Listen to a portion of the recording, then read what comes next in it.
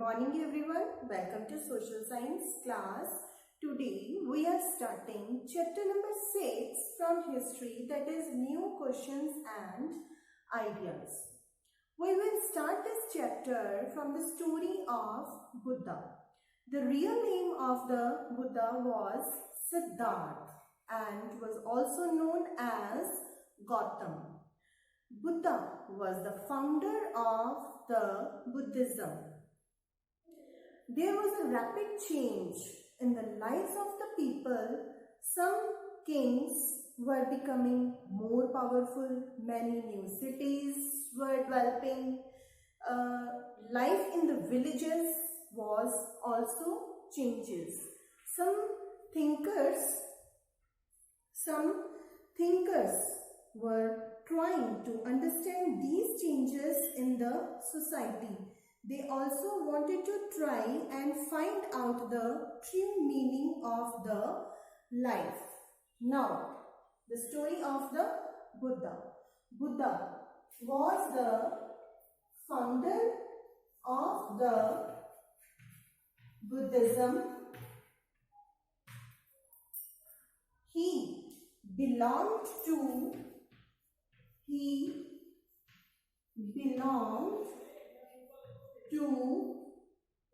Satyagarbha.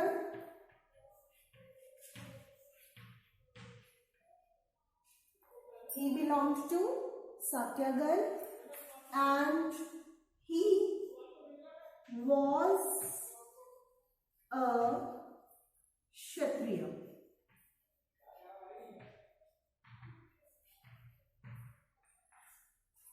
The real name of the Buddha was Siddhartha and was also known as Gautam Buddha. He belonged to Satyagarbha. He belonged to Kshatriya family. That's why he was a Kshatriya. When he was young,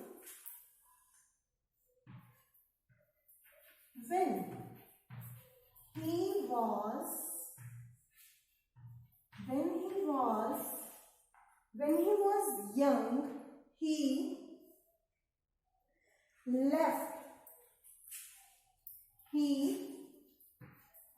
left the comforts. He left the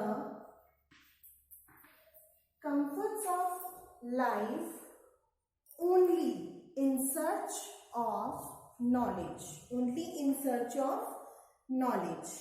He wandered.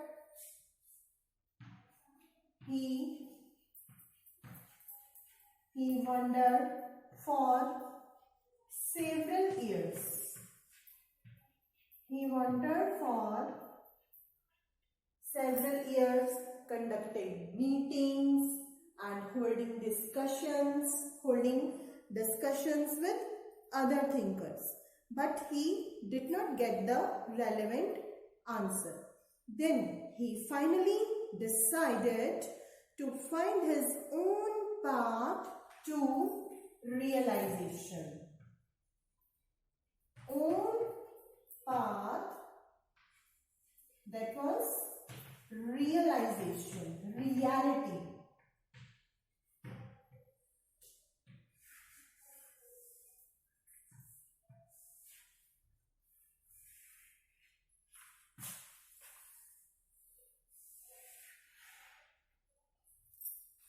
Then finally he decided own path, realization, and he meditated for days on end under a peepal tree at Bodh Gaya. At which tree? Peepal tree at Bodh Gaya. This place is in Bihar. Okay? He meditated for days on end under a peepal tree at Bodh Gaya in Bihar, where he attained enlightenment. After that, he was known as Buddha. After that, he was as Buddha, which means wise one, which means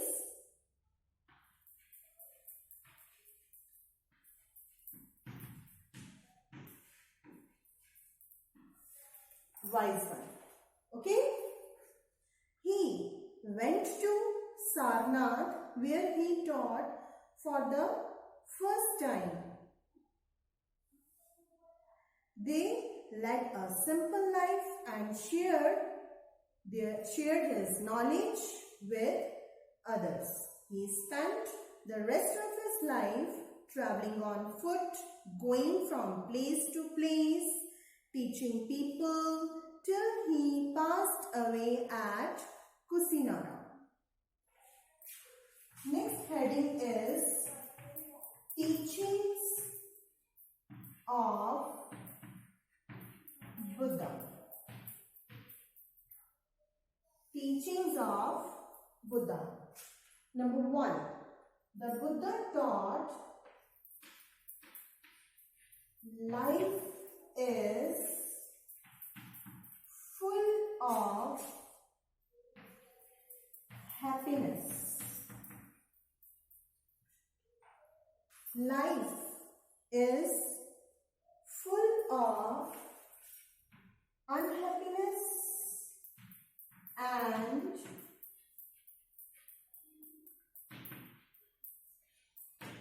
sufferings.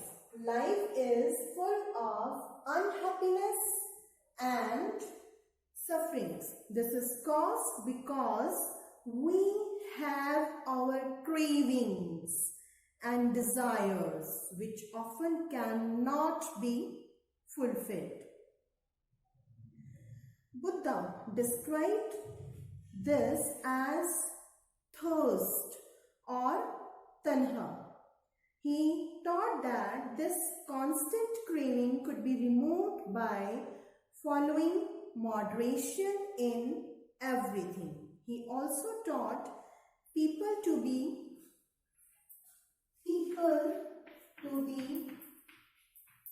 kind and respect to living beings, including animals also.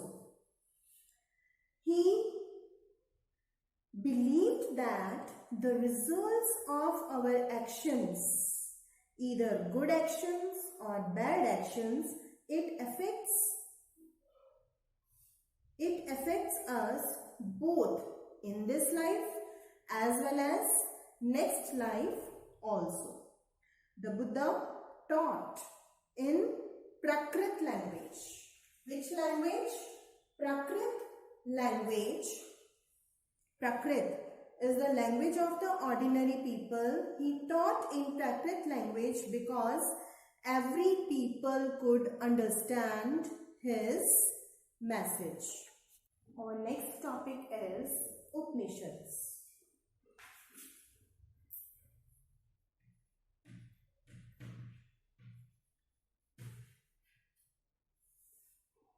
Around the same time, when the Buddha was preaching, other thinkers tried to find answers to difficult questions.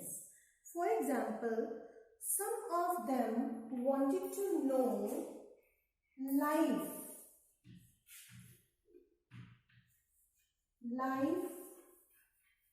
after death,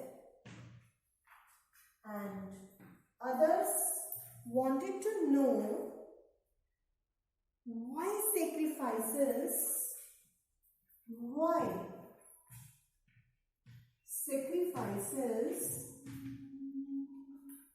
should be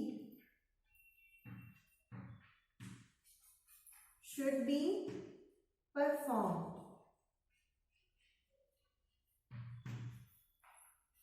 Clear? Why sacrifices should be performed? Many of these thinkers felt that there was something permanent in the universe. They described that as the Atma or the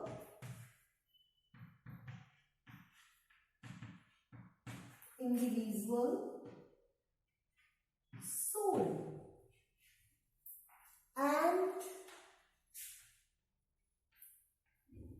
Brahma or the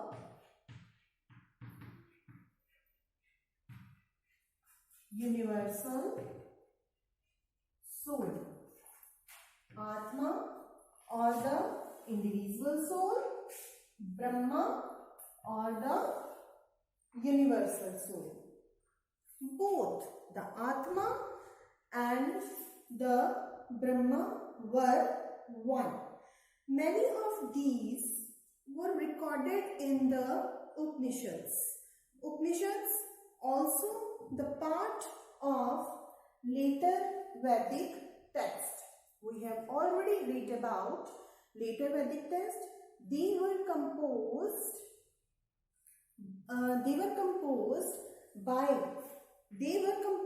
after the Rig Veda. Upanishads literally mean approaching or sitting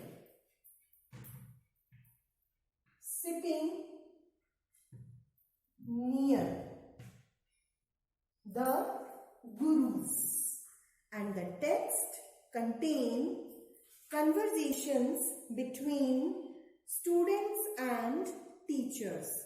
Ideas were presented through simple dialogues. Here the dialogues means the conversation between two people.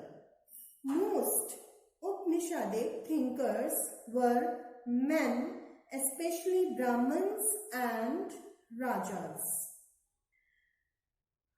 There was a famous woman thinker, for example, Gargi. She was famous for her learning and participated in debates held in royal courts. Poor people also took part in these discussions. One famous person, Satyakam Jabala. What's the name of the person?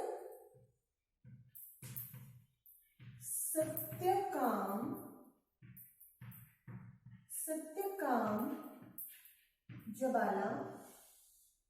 He belonged to the poor family, but he had a deep desire to learn about reality. He was accepted as a student by Brahmin teacher named The name of the teacher was Gautam, and became one of the best known thinkers of the time. Our next topic is, or our next religion is Jainism. Now we are talking about Jainism. In Jainism, there were 23 Tirthankaras. 23 Tirthankaras, and the 24th Tirthankaras was Vardhaman Mahavira.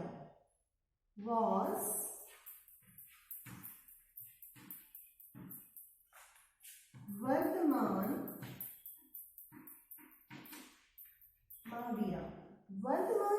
Mahavira, he was the founder of Jainism. Clear? He also spread his message around this time, that is 2500 years ago. He belonged to a Kshatriya family, and he was a prince of Licchavis. He was a prince of Licchavis. Licchavis is a group that was a part of Vajji Sangh. At the age of 30, Vardhaman Mahavira left home and went to live in the forest only to attain knowledge or to search knowledge. Teachings of Mahavira. Next topic is teachings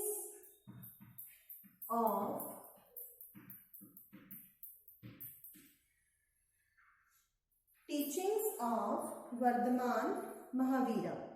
He taught a simple doctrine. Men and women who wished to know the truth must leave their homes. They must follow the rules of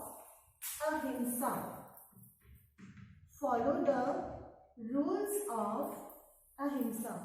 Ahimsa means not hurting and killing living beings. Not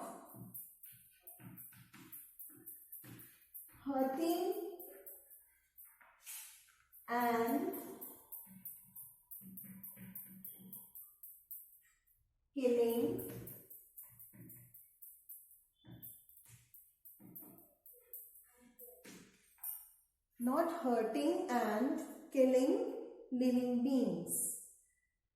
Ordinary people could understand the teachings of Mahavira because the teachings of Mahavira was in Prakrit language. Again, what is the meaning of Prakrit? Prakrit was a language, the language of the ordinary people, and ordinary people easily could understand the message of Vardhaman Mahavira. Followers of Mahavira who were known as Janas,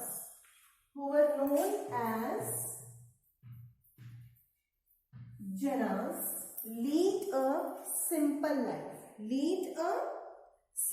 lives, begging for food.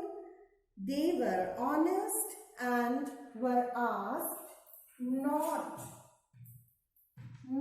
to steal anything. Clear? They had to observe celibacy. Men had to give up everything, including their clothes. It was very difficult for men and women to follow these strict rules. Many men and women who left their homes and teach this new way of life. Next topic is the Sangh.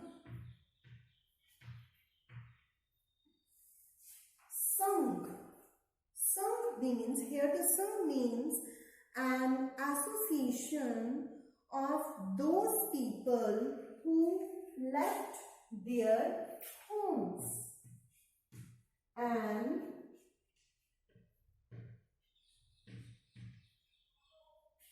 an association of those peoples who left their homes and teach this new way of life. They arranged for them to stay together in the Sangh. The rules made for the Buddhist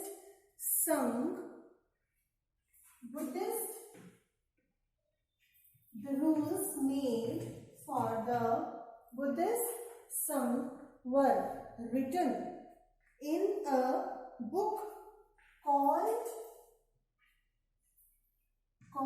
the Vinay Pitaka.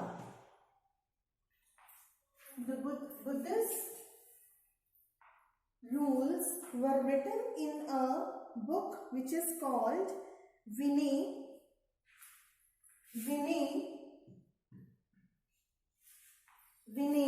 Pitaka. All men and women could join the Sangh, but there were few people who had to take permission. Number one, children.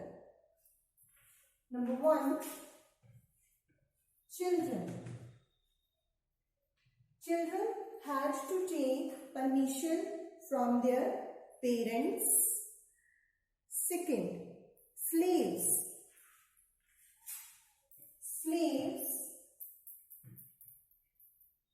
had to take permission of their masters. Employees who worked for the king had to take his permission, and women had to take permission of their husbands. Men and women who joined the Sangh led simple lives. They meditated for most of the time and went to cities and villages for food during fixed hours. That's why they were also known as bhikkhus and bhikkhunis. Bhikkhus and bhikkhunis was a Prakrit word. In Hindi word, the meaning of bhikkhus is bhikshuk. They taught others and helped one another. Some more people who joined the Sangh, including Brahmins, Kshatriyas, merchants, laborers, and so on. Some of them also composed beautiful poems. Some of them composed beautiful poems which describing their life in the Sangh. Our next topic is monasteries.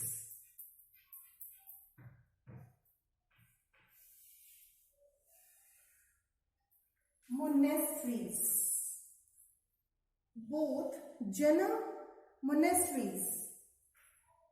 Monasteries meaning where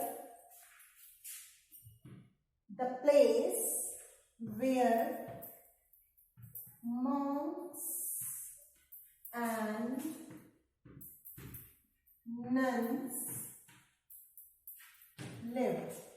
What is the meaning of monasteries? The place where monks and nuns lived. Both Jains and Buddhist monks went from place to place throughout the year only to teach people. As time only to teach people, they stayed at one place only.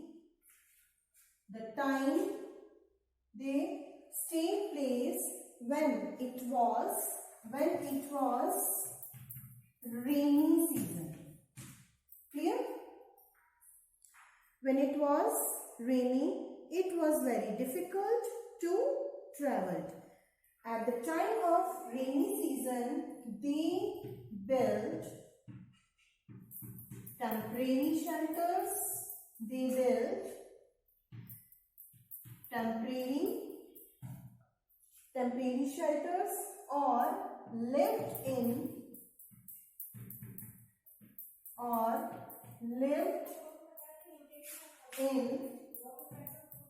natural caves. During the time of rainy season, they built temporary shelters or they lived in natural caves. As time went on, they felt the need for more permanent shelters, so monasteries were built. These were known as viharas. These were known as, monasteries were also known as viharas. Viharas were made of wood and brick. Some were even in caves that were dug out in hills, especially in western India. The land on which the viharas was built was donated by a rich merchant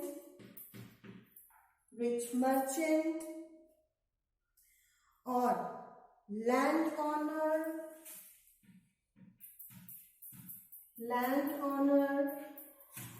or the king.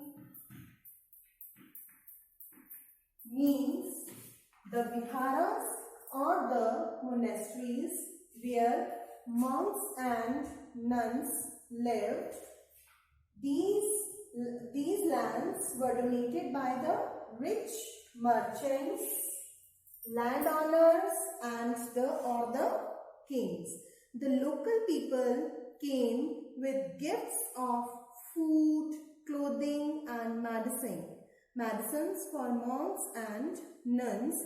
In return, they taught the people or they spread their knowledge with others.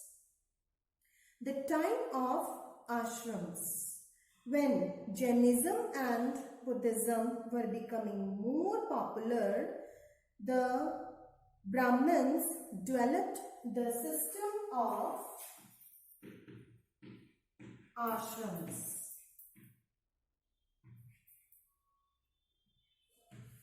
Brahmins were developed the system of ashrams. Here, the ashram means a stage of life. Ashram means a stage of life. Four ashrams were there. Number one is Brahmacharya. Number one is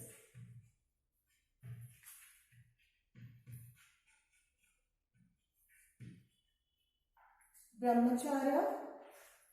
Number two is Grihast. And number three is Vanprasth. Number three is Vanprasth. And number four is Sannyas.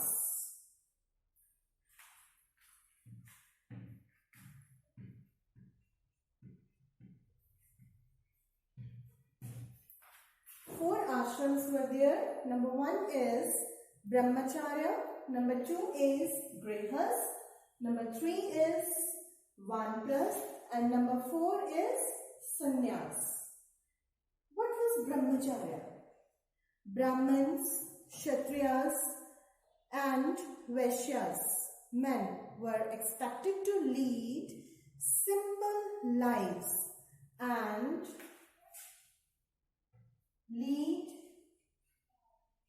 a simple life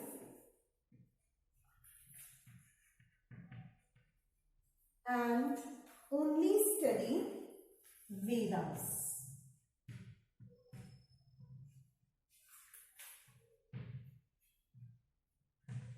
These peoples came to be known as Brahmacharya. Clear? Grihast. What was Grihast? Grihast, the people had to marry and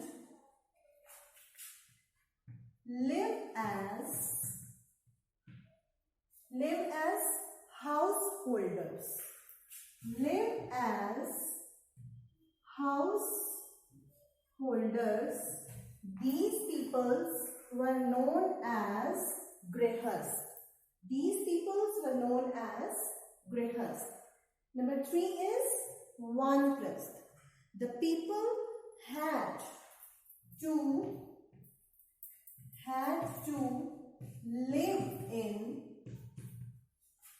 live in forest and do meditation.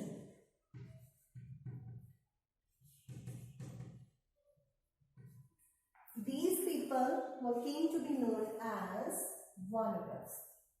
Clear? Sannyas. Finally, those people had to give up everything. Those people had to give up everything, and these people were become sannyas.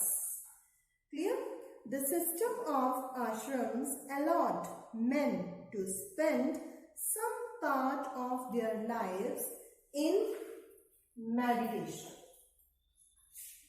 Generally, women were not allowed to study the Vedas and they had to follow the ashrams chosen by their husbands. So children, we have read that what was doing in India. But at the same time, there was a famous prophet. What was the name of prophet? Zoroaster. The famous prophet Zoroaster, he lived in Iran. His teachings are contained in a book called the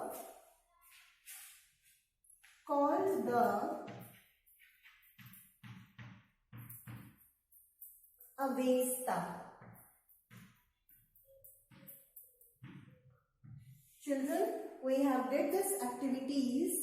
The main religions in India, one of the religion is Zoroastrianism, and the famous book of this religion is the Avesta. Zoroaster's main teaching was written in the Avesta, and the language of the Avesta was very similar to the Vedas. So, the basic teachings of the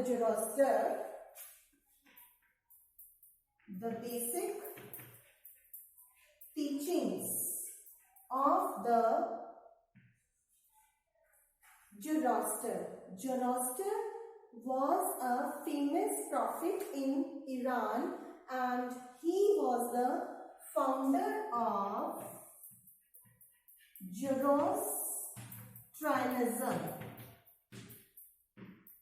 It is one of the name of the religion, Zoroastrianism, and Zoroaster was the founder of this religion. So we will talk about the teachings of Zoroastrianism. The main teachings of the Zoroasters are good thoughts. Number 1 is good thoughts. Number 2 is good deeds. Good thoughts, good deeds, and last but not least, good words. The main teachings of the Zoroasters, number 1 is good thoughts, and number 2 is good deeds, means good actions. Either is good actions, and number 3 is good words. Zoroastrianism. Now, Zoroastrianism, which was started by Zoroaster, was a major religion in Iran because Zoroaster was belonged to the Iran. Clear? It was the major religion in Iran. Some people migrated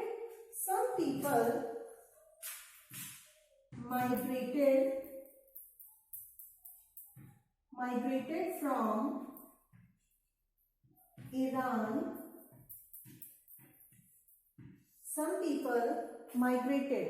Migrated means the people who moves from one place to another place.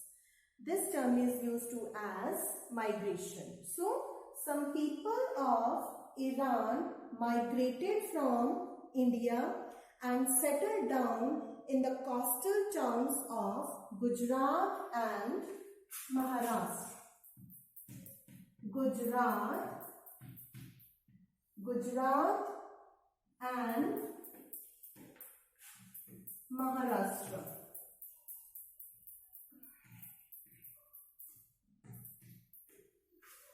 They settled down in the coastal areas of the Gujarat and Maharashtra. They were the ancestors of today's Parsis. They were the ancestors of today's Parsis. So, children, we have covered all the important points of this chapter number 6, that is new questions and ideas. I hope you understand it. Thank you.